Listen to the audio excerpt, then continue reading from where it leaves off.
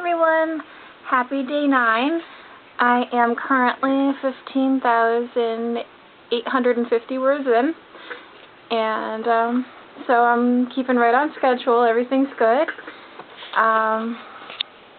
It's been hard because I've had a lot of homework, but I've been trying to find as much time as possible to write, but it has been really, really difficult. There have been a lot of late nights, either of studying or of writing. I'm either doing one or the other, so tonight is like my first real free night of the month. I have basically all of my homework done, and I have reached my word count for the day and even exceeded it by, I think today you were supposed to be at 15,000 words, so yeah, I'm a little ahead. So yeah, I'm excited because tonight I get to just chill for a little bit, and I think that's important. I think it's good to have a little chill time and just, really be able to sit back, relax, and think about what you're doing and where you're going with your story. My outline has really been helping me in that, and keeping organized and seeing where I'm going and where I've been with it so far. But even though I have an outline, I've noticed that my story is kind of starting to slightly stray away from it. Like, things are happening that I didn't plan in my outline, but I'm used to that. That happens all the time anyway. Well, this is my first year with a real outline, but whenever you write a story, you have an idea for it in your head and what you want to happen, and eventually things start happening that you didn't really plan on. So that's what's happening with this story. But because I'm doing my outline with note cards, it makes it pretty easy to add more things in, and I could just put things in where I want, when I want, and makes it pretty easy that way. I really like the note card method because it leaves you with that freedom. A lot of people don't like outlines because they think it takes away their freedom and their creativity as a writer, and it takes away the the surprise element of it, of not knowing what's going to happen next in the story. And a lot of people like that. They like not knowing what's going to happen next. They like being surprised as they're writing. And I totally understand that, and I agree with it to a certain extent. And that's why the outline with the note cards is a good idea, because it kind of leaves you with that freedom. My characters have definitely already thrown some surprises my way, so it's exciting. Let's see. So there are a few things that I notice I still have to work out with my story. I haven't really come across many plot holes yet, which is good, but I hope I didn't just jinx myself. The one thing that's I'm really trying to focus on right now with my story is the scare element of it. I wanted it to be a little bit scarier, and at the moment I don't think it's up to the level of scary that I want it to be.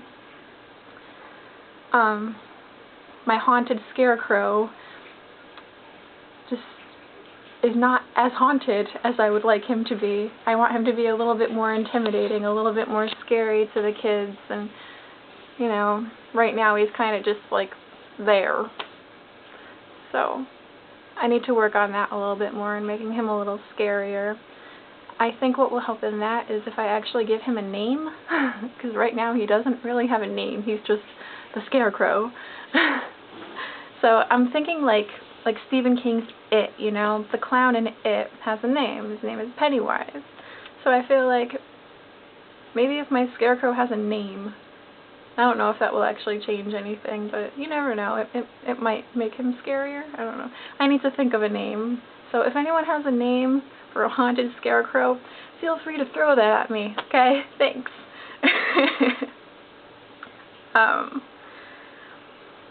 Let's see. Other than that, yeah.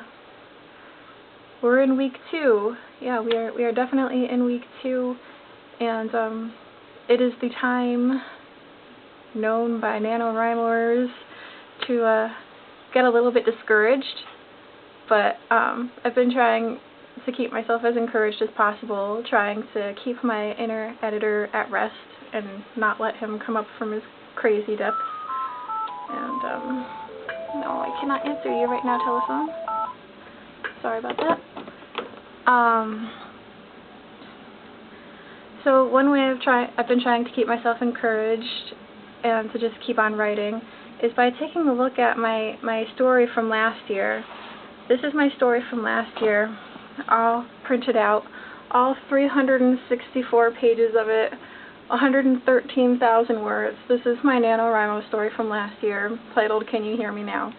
The rough draft, of course. I haven't actually started editing it yet, and I didn't even finish that in November. Like, you know, I reached the 50,000 words last year, but it took me until July of this year to actually finish the first draft of this story. And it feels so good to hold this in my hands. I can't tell you how good it feels to hold this and know that I wrote it. I did this. All 364 pages of this. And yes, it's a mess, and yes, it's highly unorganized, and it needs fixing like crazy, but it just feels so good to hold it and know that I did that, and that I have the skeleton of a story to work with when it comes time to edit, you know. I'm not just working off of nothing. I have that to work with, that monster of a thing. And that's really what's keeping me going with this story, is the knowledge that in the end of the month, I'm planning to have that.